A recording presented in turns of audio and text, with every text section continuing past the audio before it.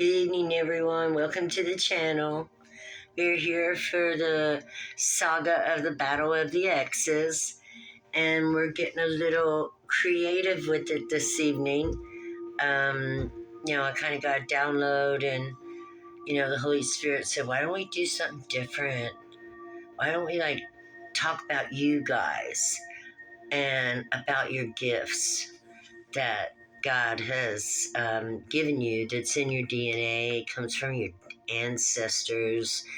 You came through the womb, you rested in the primordial waters of your mother for 9 months, and you were instilled with etherics and magic and codes, and there's just so much stuff in you that most people don't even hardly understand. And so God says, let's talk about some of those things that are in you, and some of the things that can be done maybe to activate, or talk about their activation, or talking about how to get them activated. I haven't turned over Creator's card. It's right here. So I'm not sure what the Creator's card is as of yet, but we're going to turn it over, and then we're going to talk about the cards on the table and the animals. So 9 wands. No, 10 wands. The end of an era. God says it's the end of an era. The end of an era where people do not understand how important they are to the universe.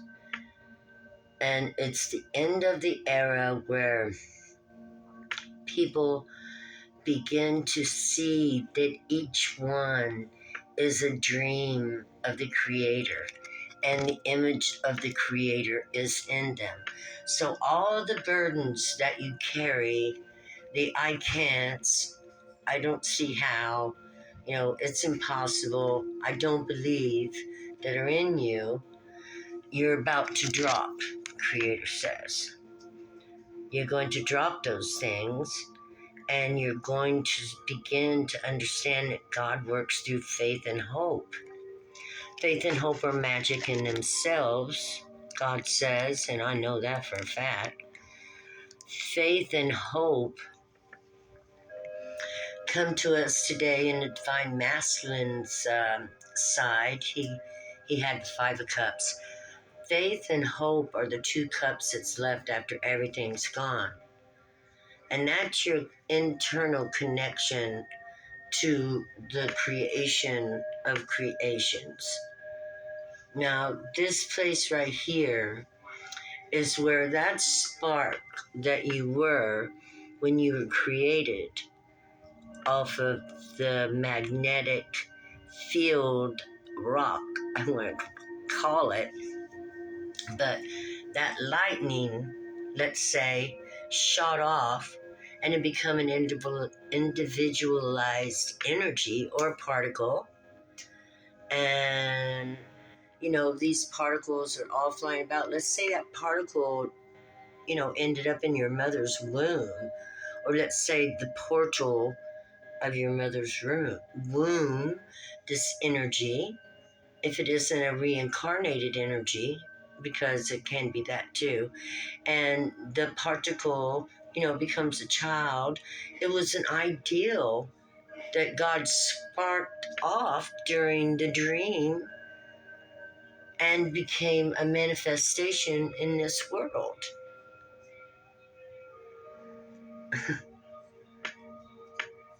Yeah, that's the way I saw it. I saw it that this energy wants to be in a living body to express itself. Some energies have been around for thousands and thousands of years. Some energies are so ancient and old they were here from the beginning of time. A lot of energies have refined themselves, but we're full of magical power that we bring with us from the ethers. And this image of God that is in us, and which is good. Your goodness comes from the spiritual world that you want to work on consistently, because the better or the more truthful you are, the more authentic, the more you express yourself, your needs and desires, the more people see that you care enough about yourself to express yourself. And so it's very important that you love the gift of life, and it itself is magical. I mean, there's no, you know, science says we come from a little piece of whatever out of the water and stuff. That could be so. I don't know. God showed me that Mother Earth evolved so much on her own through her own chemistry, and then aliens came in. And let's say, started playing with DNA. They had more, knowledge and wisdom of DNA technology. And we hear many different stories of their many different creations. So, what happened and where did all this stuff go? Well, it's still right beneath, we still see it today, the pyramids, things that have been created then that we can't create today. And so, there was something going on back then. And God wanted us, to talk about this in the magic. So we're just going to go here. This little unicorn is on this green pile right here. I'm going to show you the piles of cards that you can pick. And then we're going to draw one card from each deck. And first we're going to look here. This is the unicorn. I have to fix it so you can see it. Okay. So you can choose the unicorn. And this has the good messenger deck under it that I'll read. And this is a load we're getting rid of being just ordinary, because we are nowhere near ordinary. Okay? And this is the wee moon deck with the owl on it. I can actually get a picture and show you guys. Yeah, it has, see the owl at the top of the pillars? The pillar of severity, the pillar of mercy. And the owl is at the top of the pillar of mercy, I'm sure. But we're walking the road towards our divine femininity.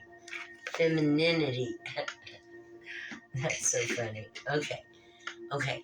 And so we have the wee moon deck with the owl, the wise owl, and the bumblebee. Yes, this is,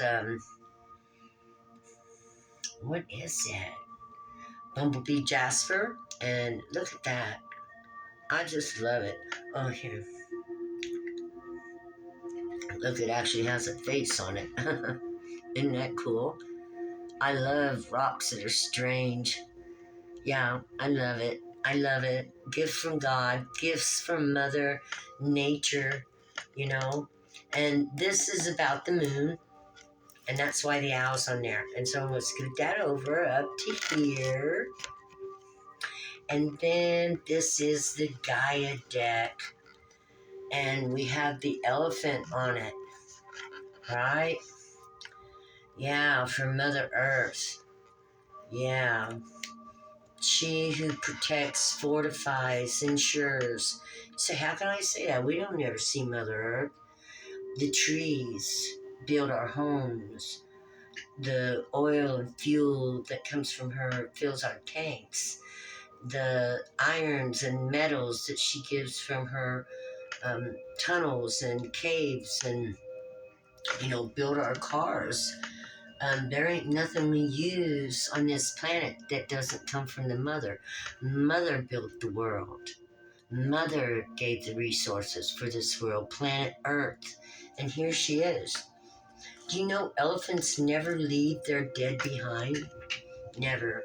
They stay with their dead and they comfort them while they're dying. I find that fascinating. That's such a high consciousness, right? That's compassion and care. And when you look about, if everything was free, you would definitely live in the Garden of Eden, wouldn't you? If you could go out there and do whatever. I'm not talking about violence or anything like that. I'm talking about having experiences like going to, Egypt or, Greece or, to the waterfalls somewhere or an ocean. I never think about going to boats or fancy hotels. I like roughing it. If I'm going out, I want to see the rough side. I want the wilderness. I want to get down in the dirt and trees and, you know, hang out, man. I love that kind of stuff.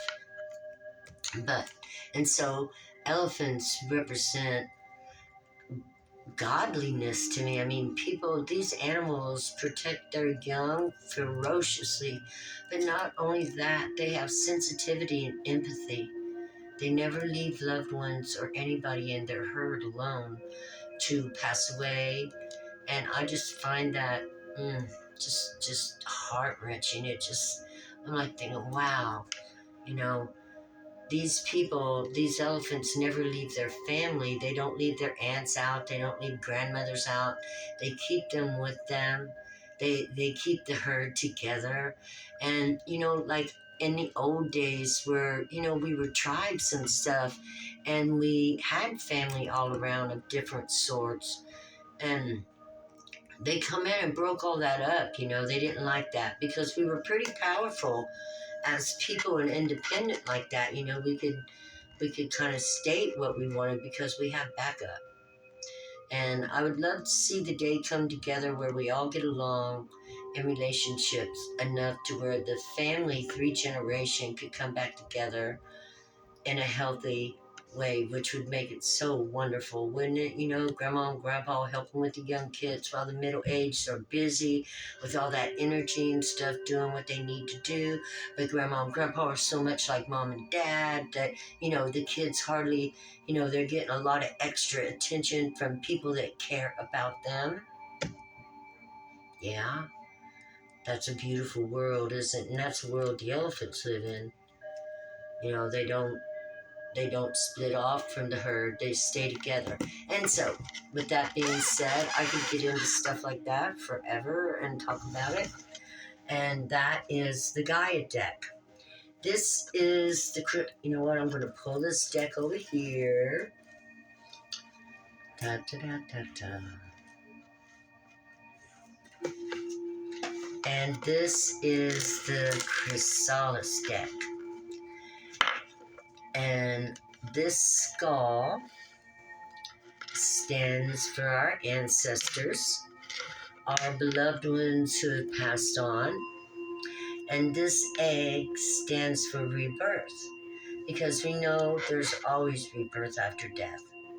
Always. And the lineage of the generations that go on, a lot of us are actually incarnations. We have actually lived on this planet before. Many of us don't remember because it is hard work to go back into the depths of your brain, to go past that 12% that you use as a human and diving down into that other 70% that's in there.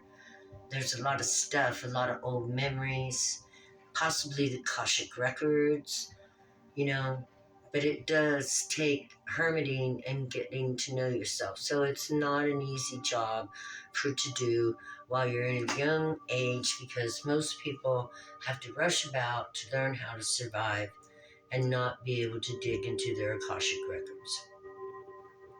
So this represents our ancestors of ancient times and things that possibly we made new back then and have hatched into this life, gifts that have come in that came with us from past lives.